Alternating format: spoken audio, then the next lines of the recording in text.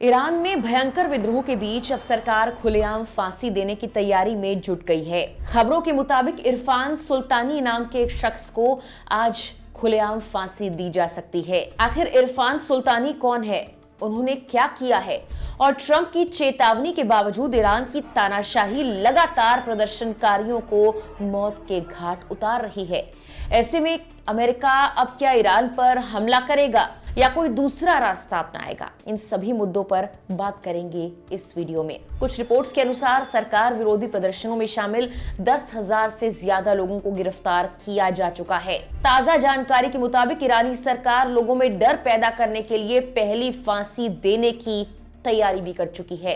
Iran सरकार ने 11 जनवरी को हिंसा भड़काने के आरोप में दोषी ठहराए जाने के बाद 26 साल के इरफान सुल्तानी को मौत की सजा सुना दी। इस मामले में आगे कोई ट्रायल नहीं होगा।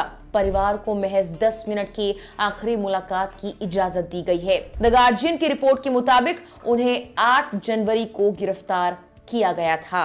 सुल्तानी तेहरान के कराज इलाके के फर्दीस के रहने वाले हैं। 8 जनवरी को उन्हें प्रदर्शन के दौरान अरेस्ट किया गया था।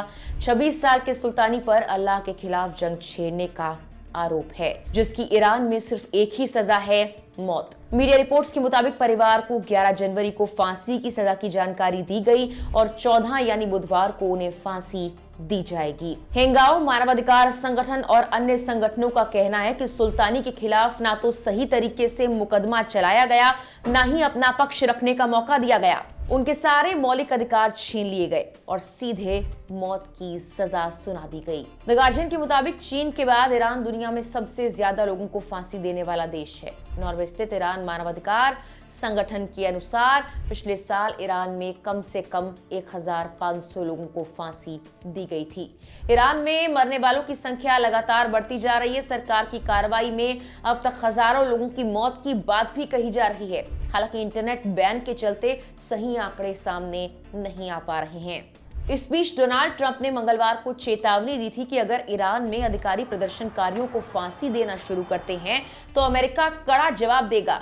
अमेरिकी राष्ट्रपति डोनाल्ड ट्रंप ने अपने social media account truth social पर लिखा, मदद रास्ते में है, और साथ ही ये भी बताया कि उन्होंने ईरान से होने वाली बातचीत रद्द कर दी है।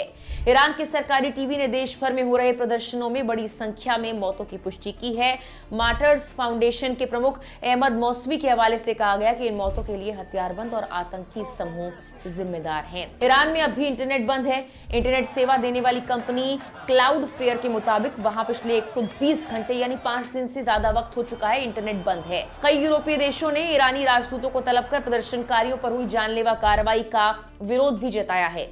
यूरोपीय आयोग की अध्यक्ष उर्सुला वान डेर लेयन ने कहा कि ब्रसेल्स ईरान पर जल्द ही नए प्रतिबंध लगाने का प्रस्ताव भी रखेगा।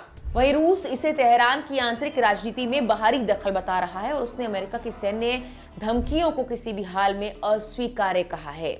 लेबनान के हथियारबंद संगठन हिजबुल्लाह, जिसके ईरान से करीबी रिश्ते रहे हैं, उसने कहा कि हाल में हुए सरकारी समर्थक प्रदर्शनों से ईरानी जनता की असली इच्छा सामने आई है। वहीं ईरान के राष्ट्रीय सुरक्षा प्रमुख अली लारिजानी ने डोनाल्ड ट्रंप और इजरायल के प्रधानमंत्री नेतन्याहू को ईरानी जनता का हत्यारा बताया है।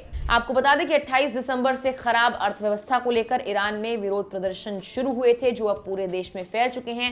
ये प्रदर्शन अब खुलकर सरकार विरोधी हो चुके हैं और इस्लामिक सरकार को गिराने के लिए लाखों लोग सड़कों पर उतर आए हैं। ईरान की इस्लामिक सरकार इन प्रदर्शनों को बेरहमी से कुचलने की कोशिश कर रही है। कहा यह जा रहा है कि ये प्रदर्शन बाहरी सपोर्ट के चलते आगे बढ़ाए जा रहे हैं। ईरान मामलों पर नजर रखने वालों के मुताबिक 1989 से इस्लामिक क्रांति के बाद से ये आंदोलन ईरानी शासन के लिए सबसे बड़ी चुनौती है। हालांकि सरकार गिरेगी या नहीं, इस पर अब भी संदेह बना हुआ है। फिलहाल के लिए इस वीडियो में इतना ही।